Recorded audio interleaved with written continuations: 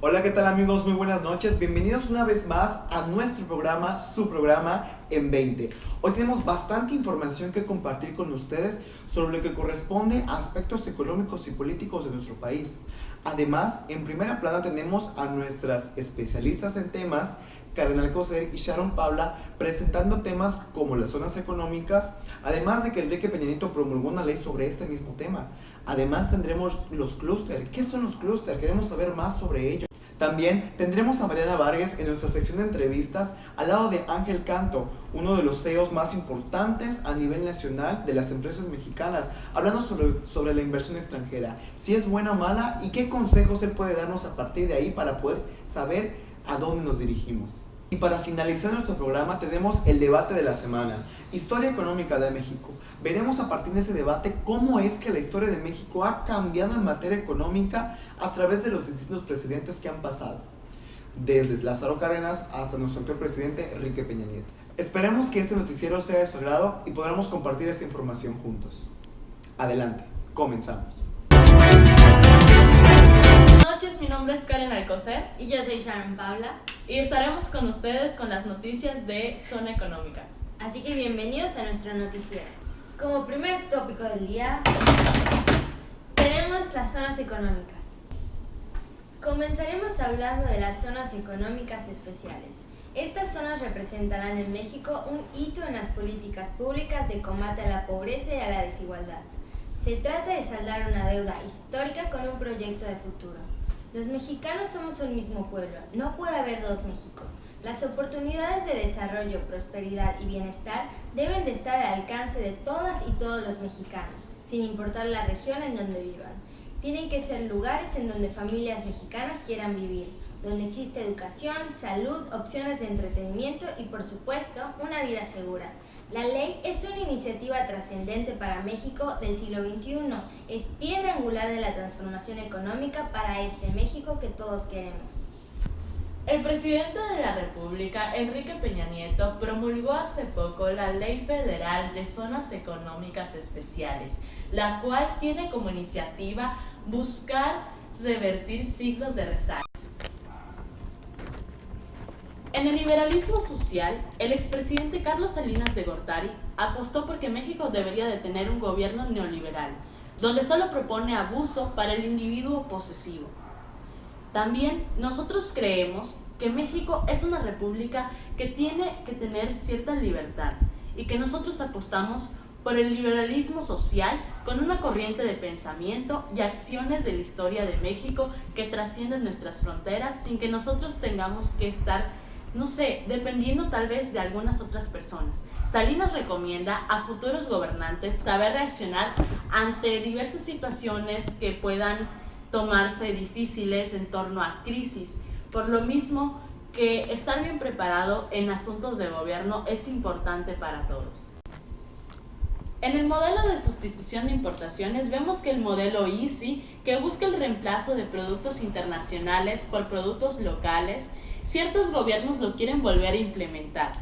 Recientemente en Costa Rica han prohibido 9 productos internacionales, cambiándolos por productos que tienen en su localidad.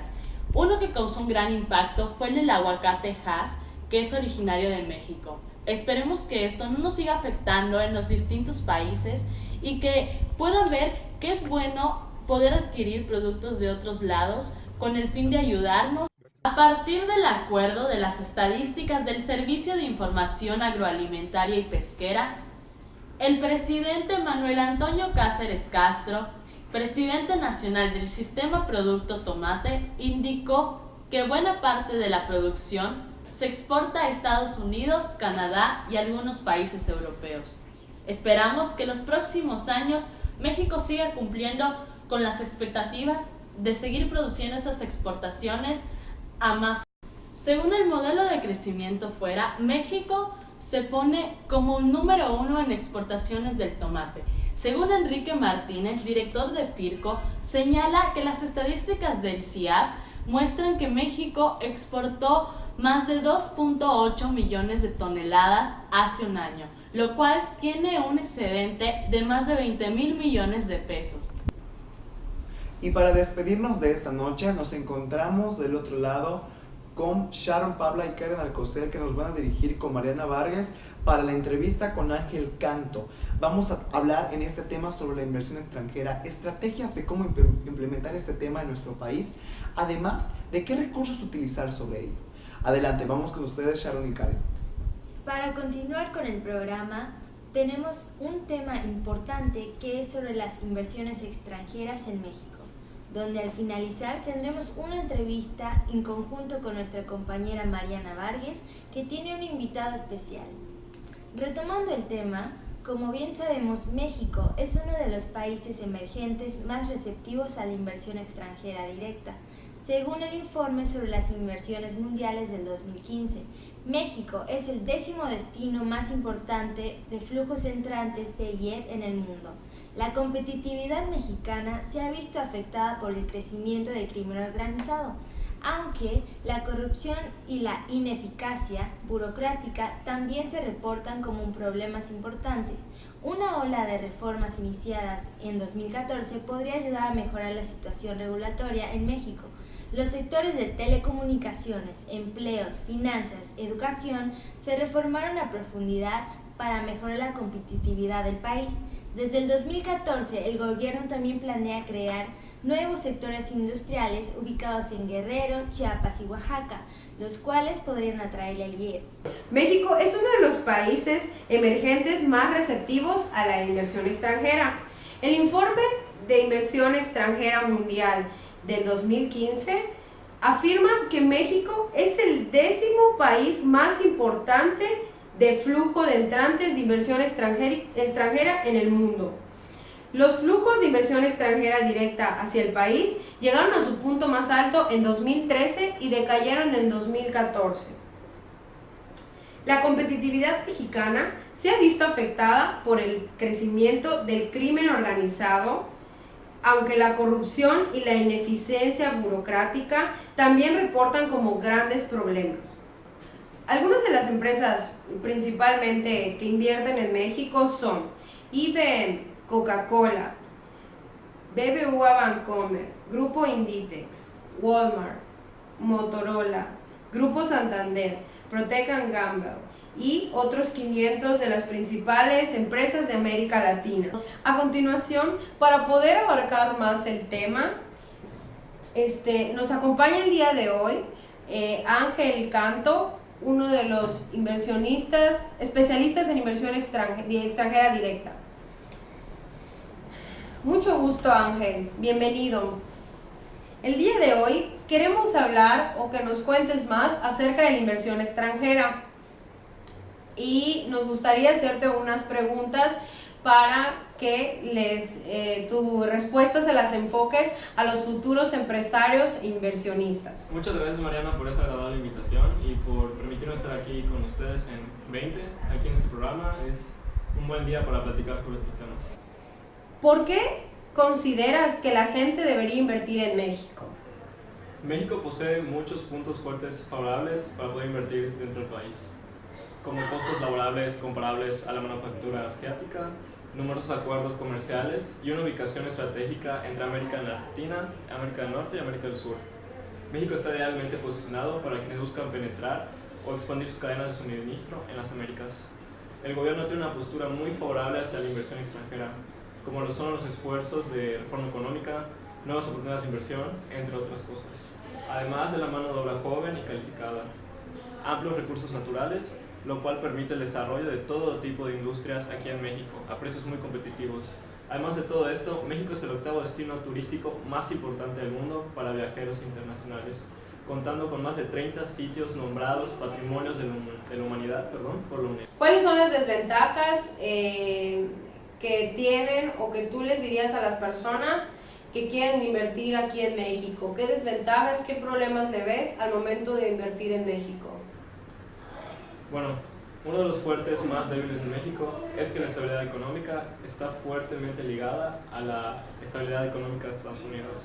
Además, pese al crecimiento del sector bancario, las tasas de interés siguen siendo comparativamente altas para pequeñas y medianas empresas. La estratificación social será un buen desafío para el crecimiento a largo plazo del país. Por si fuera poco todo esto, la violencia organizacional es un riesgo en zonas muy escasas de México, e inclusive en áreas de la frontera de México. Algunos sectores se reservan exclusivamente para el Estado mexicano o ciudadanos del país. El gran tamaño del país puede ser un reto para las industrias a la hora de distribuir los productos. ¿Y qué requisitos o prórrogas establece el gobierno de aquí para que puedas meter tu inversión o algún inversionista del extranjero? Bueno, el gobierno mexicano ha impulsado reformas económicas sustanciales que buscan garantizar la seguridad de las operaciones de inversión, pese a la incertidumbre en el entorno de la inversión global. Más aún, el gobierno presentó un plan de infraestructura nacional enfocado en el transporte, agua, electricidad, salud y desarrollo urbano. La gran escala de este proyecto no solo mejorará la infraestructura para futuras operaciones de inversión, sino que proporcionará oportunidades de inversión para vender o ser subcontratados por el gobierno federal. Pues muchas gracias a mi compañero Ángel por todos estos tips para toda aquella gente que le interese la inversión aquí en México. Ya ve, hay muy buenas posibilidades, solo es cuestión de averiguar y seguirse adentrando al tema. Esto es todo por mi parte, nos vemos en la próxima, gracias. Muchísimas gracias a Ángel Canto por haber aceptado hacer esta entrevista. Es un placer para nosotros haberlo tenido y darnos esta explicación y sobre todo darles a ustedes en casa esa explicación sobre de qué trata la inversión extranjera y lo bueno y lo malo de ello. Y para finalizar la transmisión de esta noche tendremos el especial de la semana, el debate semanal, Historia Económica de México. En ese debate se hablarán temas muy recientes sobre cómo la economía de México ha cambiado en esos últimos años, además de recordar desde Lázaro Cárdenas hasta Enrique Peña Nieto cómo la economía de los mexicanos ha sido afectada, sobre todo a la clase media y a la clase baja. Veremos este debate muy interesante y también queremos saber sus opiniones. Síganos en Twitter, @en20, para poder saber sus opiniones mientras se transmite el debate. Vamos con el debate en vivo. Adelante. Muy buenas noches, estamos de regreso, iniciando el debate sobre Historia Económica de México. Tengo a mi compañera Sharon, bienvenida Sharon. Buenas noches, muchas gracias. Y pues vamos a empezar este debate, sobre todo, Sharon, ¿qué opinas desde nuestros inicios hasta la actualidad de México, de la historia de México en específico? ¿Cómo es que ha cambiado la economía? ¿Qué piensas al respecto, sobre todo los presidentes buenos y ni tan buenos que hemos tenido?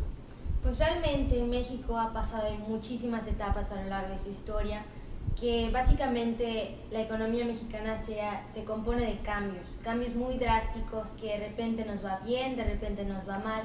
Y una cosa que es muy certera y que ha estado a lo largo de los años con todos nosotros como mexicanos, como parte de nuestra cultura básicamente, es que nosotros somos muy apegados a lo que suceda con nuestro vecino Estados Unidos.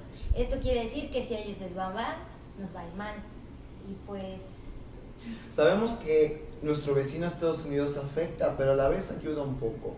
Pero por otra parte, recordemos que hemos tenido cambios y devaluaciones en la moneda, sobre todo en el 93, que se hizo la devaluación que se le quitaron ceros a nuestra moneda. ¿Qué piensas al respecto? ¿Crees que eso pudo mejorar nuestra economía? ¿O lo que dicen muchos, disfraza atrás de toda una deuda pública, una deuda con otros países? ¿Qué piensas tú al respecto? Pues realmente yo pienso que esa deuda de la que estamos hablando años atrás, en teoría ya debería estar saldada, pero a lo largo de la historia, obviamente como país vamos creando más y más y más deudas. Por lo mismo, aún nos siguen cobrando intereses.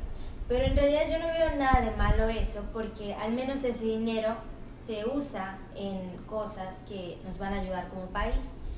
Pero la devaluación de la moneda sí fue un impacto muy importante para el país, porque nos afecta en que el PIB aumenta, la inflación también, y son unos factores que a la larga como ciudadanos nos afectan. Y el único problema que le veo es que todo aumenta menos nuestro salario, y eso es algo muy fatal para nosotros, que no nos permite comprar las cosas a buen precio y que nos sobre dinero como para poder invertirlo. Por eso el país no genera un movimiento y nos quedamos estancados por lo mismo de que no invertimos en cosas que puedan generar movimiento al país. Tenemos ahora una pregunta vía Twitter, @Gabriela Dorantes-09, que nos plantea ella en la pregunta, vamos a interpretar un poco la pregunta, ampliándola a otros panoramas, que si todo lo que hizo Porfirio Díaz fue bueno para el país o fue malo al hacer un poco de introducción en inversión extranjera, recordando un poco la entrevista que tuvimos con Ángel hace unos momentos, si fue bueno todo ese aspecto. ¿Qué opinas al respecto? Y después yo daré mi opinión. Básicamente, el periodo en el que Porfirio Díaz estuvo a cargo, hubieron cambios muy radicales para México, porque él introdujo la industrialización al país, las vías ferroviarias, que eso ampliaron un poco el panorama de nuestra comercialización como país, tanto nacionalmente como internacionalmente. Así que realmente considero que Porfirio Díaz hizo cambios muy favorables al país, que a la larga la seguimos aplicando, fue la introducción al mundo que hoy conocemos. Pero realmente pienso que como cualquier líder hay que tener formas, y me encuentro en un poco de dilema, incluso conmigo misma, porque su forma tal vez no fue la correcta, pero a la larga pues sí dio cosas favorables. Pero yo creo que a lo mejor era su estructura, lo que él buscaba hacer era sentir el poder. Sabemos que en parte igual Porfirio Díaz se le subió un poco el poder a la cabeza, tratando un pequeño Hitler antes de la época, sí. ¿Sabes? Entonces yo creo que a lo mejor la actitud que tomó puede ser interpretada mal, pero yo pienso que puede ser una actitud de líder. A lo mejor es lo que él pensaba, lo que México necesitaba, sobre todo por la época que vivíamos, que era terriblemente de pobreza. Pues realmente no sé si llamarle una etapa o una característica de liderazgo, o sino de un superhombre, que como bien sabemos el superhombre es alguien que se cree superior a cualquiera y realmente hace cosas que no debería, como incluso exterminar a toda una sociedad, como por ejemplo Hitler, que él se creía un superhombre. Y realmente no sé si el poder mover un país, que la introducción venga de la industrialización, sea motivo de que haya ocasionado tanto destroce a los indígenas, incluso a Francisco Villa y todos estos personajes de la historia. No sé si es lo justo lo que él haya hecho a la gente, pero realmente al país yo no tengo ninguna duda que le ha dejado un muy buen sabor de boca al país, y pues le ha hecho algo muy favorable, pero a la gente eso sí me deja un poco que decir, con pros y contras como todo. Pues regresamos un poco a lo que es la actualidad, ni tan actualidad, ya casi 20 años desde que el presidente Zedillo estuvo en su sexenio, y sabemos que ahí tuvimos bastante decadencia. Fue una época muy terrible para México en cuestión de la moneda, sobre todo el dólar, que se devaluó bastante en la época de Zedillo. Entonces queremos saber tu opinión. ¿Qué piensas sobre lo que este hombre hizo con nuestro país? Muchos dicen que es más bien el peor presidente que ha tenido México, compartiéndolo un poco con nuestro actual presidente Enrique Peña Nieto. Sinceramente, en mi opinión, yo creo que sí, algunas tácticas económicas que se hicieron fueron terribles, así como la deuda pública aumentó bastante en su sexenio, en los 3 primeros años, para ser justos. ¿Qué opinas al respecto? Pues ese tema sí es un poco delicado, porque en esos años México sí sufrió muchísimas decadencias, sobre todo económicas, por causa del aumento del dólar, cosa que nos afecta directamente como país. No, y sobre todo que tuvo el cambio de moneda sí. Anteriormente con Carlos, sí.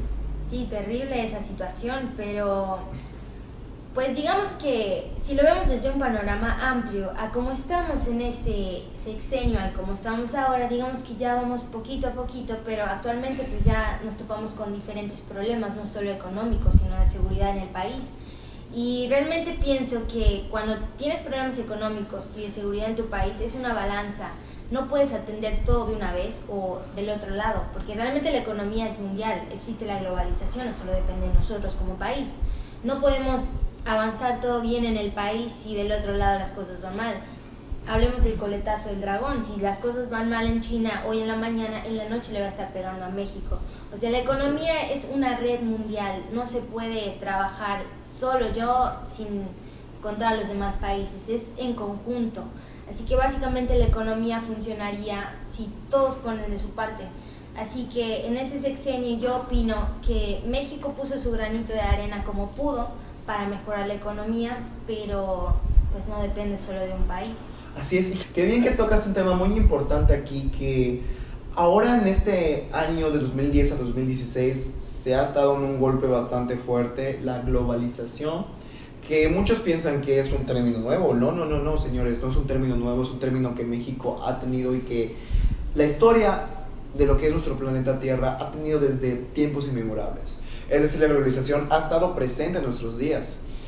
Sobre todo en materia de que México cree que con las nuevas, desde que se le abrieron las puertas a la inversión extranjera a nuestro país, hubo un cambio radical en el sentido de precios, hubo competitividad que es muy buena, pero a la vez muchos negocios están empezando a cerrar por lo mismo. ¿Crees que esta globalización sea buena o mala para nosotros, sobre todo para los pequeños comerciantes, las pymes sobre todo? Bueno, Diosere, yo pienso que la globalización es muy favorable para el conjunto como país, pero realmente para las pymes, digamos que puede ser una oportunidad y a la vez una desventaja. Una oportunidad porque habiendo la globalización, ellos pueden tomar pequeñas características de otros productos de diferentes países y lo pueden aplicar en su país o incluso tropicalizarlo para el país o la región en donde viven.